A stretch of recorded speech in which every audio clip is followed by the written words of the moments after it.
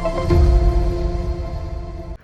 friends, welcome to Annam's Recipes. இன்னைக்கு இந்த வீடியோல பனீர் மசால் தோசை எப்படி செய்யலாம்னு பார்ப்போம்.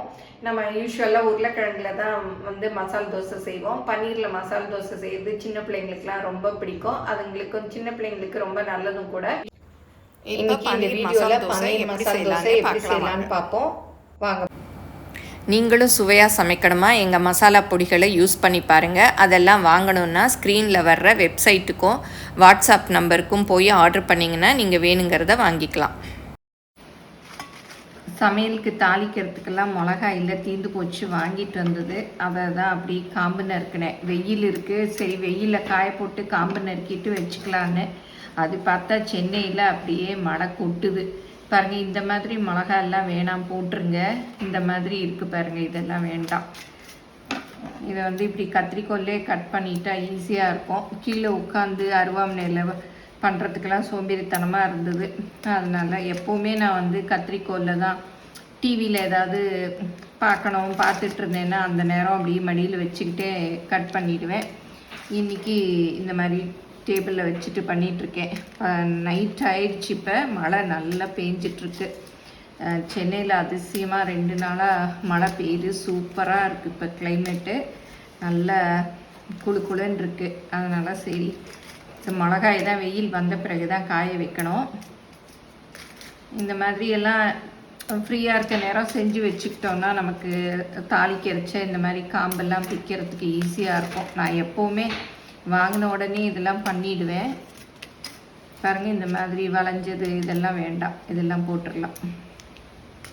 நீங்கள்லாம் யார் இந்த மாதிரி மிளகா வாங்கினதோ இந்த காம்பெல்லாம் நறுக்கி வச்சுருப்பீங்க அப்படிங்கிறதெல்லாம் கமெண்ட்டில் சொல்லுங்கள். இது வந்து நீல மிளகா.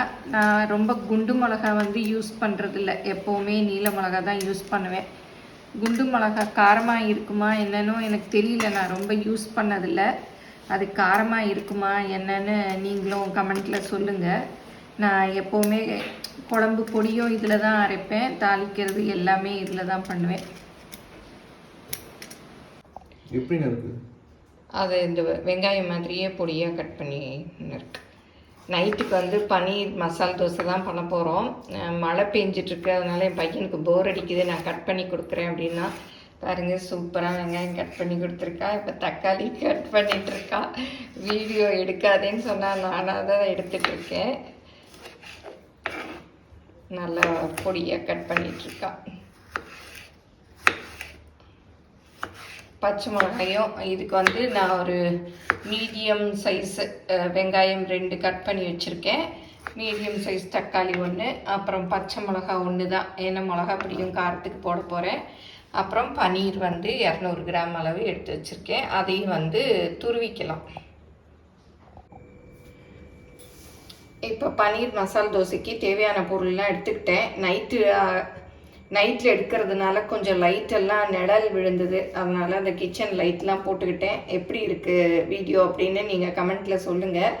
ஏன்னா அப்படி அந்த டியூப் லைட்டில் வச்சேன்னா அந்த நிழல் விழுந்துகிட்டே இருக்குது. இன்க்ரீடியன்ஸ் எல்லாம் ஒரு மாதிரி டிம்மாக டல்லாக நல்லாவே தெரியல, அதனால் போட்டிருக்கேன். பாருங்கள், இப்போ எல்லாம் ரெடி பண்ணிட்டோம். வெங்காயம், தக்காளி, கொத்தமல்லி, பச்சை மிளகாய், இஞ்சி பூண்டு பேஸ்ட்டு, உப்பு, கரம் மசாலா. இது வந்து எங்கள் அன்னம்ஸ் கறி மசாலா பொடி. நீங்கள் இல்லாதவங்க சாம்பார் பொடி வீட்டில் இருந்தால் யூஸ் பண்ணிக்கோங்க. வேணுங்கிறவங்க டிஸ்கிரிப்ஷனில் லிங்க் இருக்குது, அதில் ஆர்டர் பண்ணி வாங்கிக்கோங்க. இப்போ வந்து பன்னீரை துருவிக்கலாம். ஏன்னா இதில் வந்து ஸ்பைசஸ் எல்லாம் கலந்துருக்கிறதுனால இந்த மாதிரி மசாலுக்கெல்லாம் போட்டால் ரொம்ப டேஸ்டியாக இருக்கும். இதை வந்து இந்த பெரிய இது இருக்குது பாருங்கள், அதில் வந்து துருவிக்கலாம்.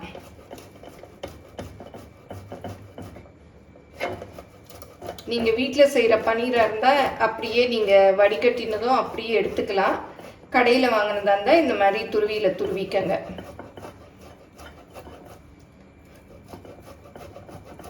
இது வந்து பன்னீர் புர்ஜின்னு நார்த்து சைட்லாம் பண்ணுவாங்க பன்னீரில், அதே மாதிரி தான். அதை பண்ணிவிட்டு நம்ம வந்து தோசையில் வச்சோம்னா பன்னீர் மசால் தோசை. இப்போ இந்த பேன் வச்சுட்டு 2 டேபிள் ஸ்பூன் அளவு எண்ணெய் ஊற்றிக்கலாம்.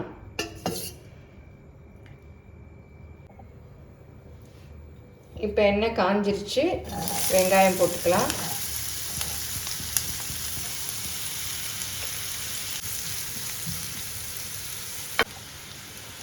இப்போ பச்சை மிளகாய் போட்டுக்கலாம், இஞ்சி பூண்டு பேஸ்ட் அதையும் போட்டுக்கலாம், போட்டு நல்லா வதக்கி விடலாம்.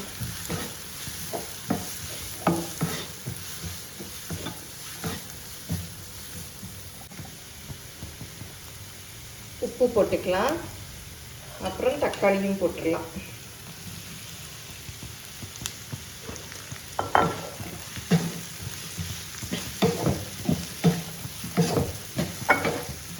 நல்லா தக்காளி வந்து நல்லா மேஷ் ஆகணும்.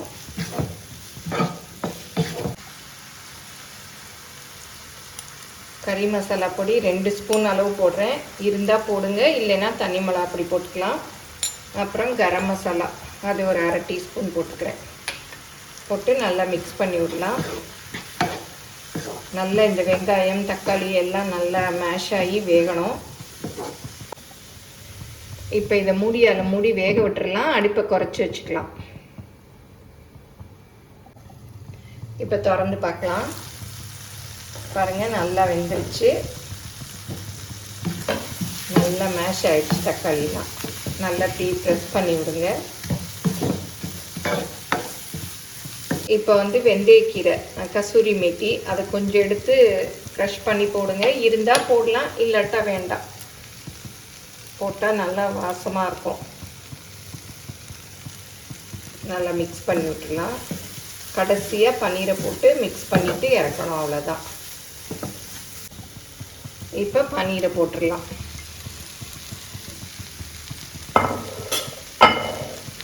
அவ்வளோதான். இதை வந்து தோசையில் வச்சும் சாப்பிட்லாம், சப்பாத்தியில் வச்சு ரோல் பண்ணியும் சாப்பிட்லாம். சூப்பராக இருக்கும்.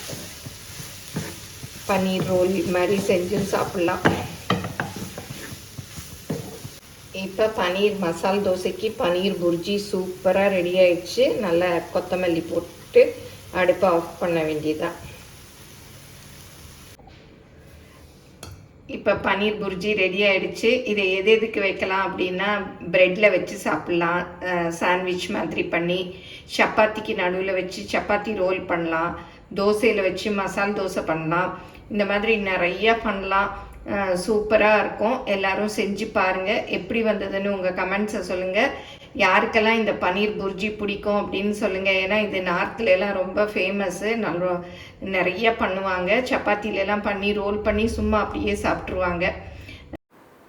தோசைக்கு ஊற்றுற எண்ணெயில் தண்ணி பட்டுருச்சு. அதை ஊற்றி இது பண்ணிகிட்டு இருந்தேன். அவன் பக்கத்துலேயே நின்று பார்த்துட்டு இருந்தானா. அவனுக்கு என்னம்மா நீ இப்படிலாம் தோசை ஊற்றுற வீடியோ எடுக்கிறச்சு அப்படின்னா. நாங்கள் 2 பேரும் பேசுகிற கான்வர்சேஷனை கேளுங்க. இப்போ கொஞ்சமாக எண்ணெய் ஊற்றி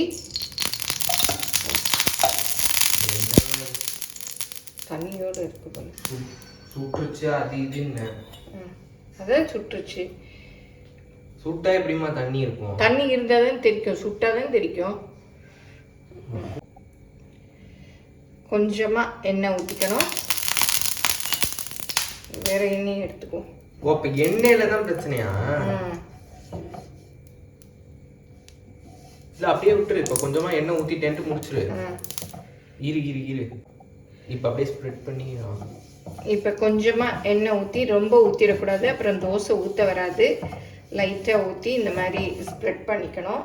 பண்ணிவிட்டு தோசை மாவில் ஒரு கரண்டி எடுத்து நல்லா அப்படியே தேய்க்கணும்.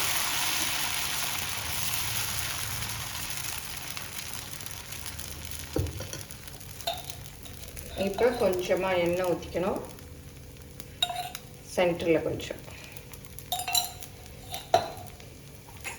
இதில் வந்து நம்ம செஞ்சு வச்சுருக்கோம் இல்லையா அந்த பன்னீர் புர்ஜி, இதை வந்து அப்படியே வைக்கணும். நீங்கள் அப்படியே நடுவில் ஸ்ப்ரெட் பண்ணி வைக்கலாம். உங்கள் சாய்ஸ் தான், எப்படி வேணாலும் வச்சுக்கலாம்.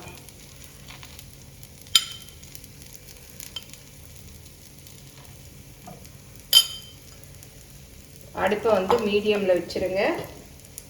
இப்போ இதை மூடி வேக விட்டுடலாம். இப்போ திறந்து பார்க்கலாம். பாருங்கள், நல்லா வெந்துருச்சு.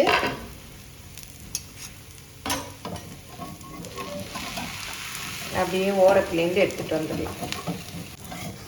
நல்லா ரோஸ்ட் ஆயிடுச்சு. மெதுவாக திருப்புங்க, மசாலா இருக்குது. சூப்பராக ரெடி ஆயிடுச்சு. பன்னீர் மசால் தோசை சூப்பராக ரெடி ஆயிடுச்சு.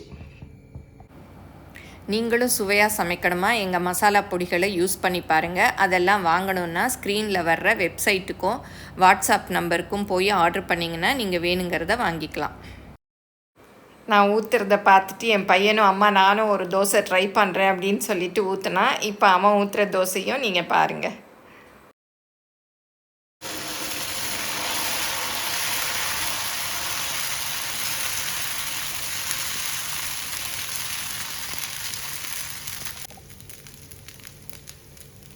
இப்போ பன்னீர் மசாலாவை அது மேலே வச்சுக்கலாம்.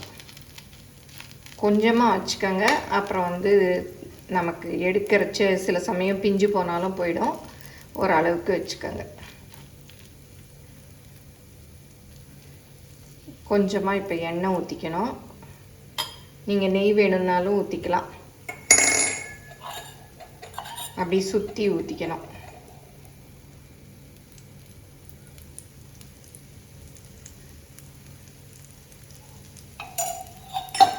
இப்போ மூடியால் மூடி வேக விட்டுறணும்.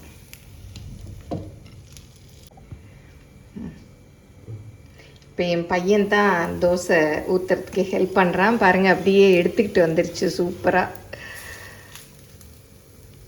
ஓ சூப்பர் பாருங்கள், அருமையாக எடுத்துட்டா. பன்னீர் மசால் தோசை சூப்பராக ரெடி ஆயிடுச்சு. பன்னீரை வச்சும் பண்ணலாம். ஏன்னா ஹோட்டலில் தான் நம்ம போய் வாங்கிலாம் சாப்பிடுவோம். வீட்லேயே இதை பண்ணலாம். இதுக்கு நான் இன்றைக்கி டிஃபன் சாம்பார் தான் சர்வ் பண்ணியிருக்கேன். அதோட லிங்க் கூட கீழே டிஸ்கிரிப்ஷனில் கொடுக்குறேன். எப்படி செய்கிறதுன்னு பார்த்துக்கங்க. பிடிச்சிருந்தா லைக் பண்ணுங்கள். எங்கள் சேனலை மறக்காமல் சப்ஸ்கிரைப் பண்ணுங்கள். உங்கள் ஃப்ரெண்ட்ஸுக்கும் ஷேர் பண்ணுங்கள். ஃபேஸ்புக், இன்ஸ்டாகிராமில் அன்னம்ஸ் ரெசிபீஸை ஃபாலோ பண்ணுங்கள். தேங்க்யூ.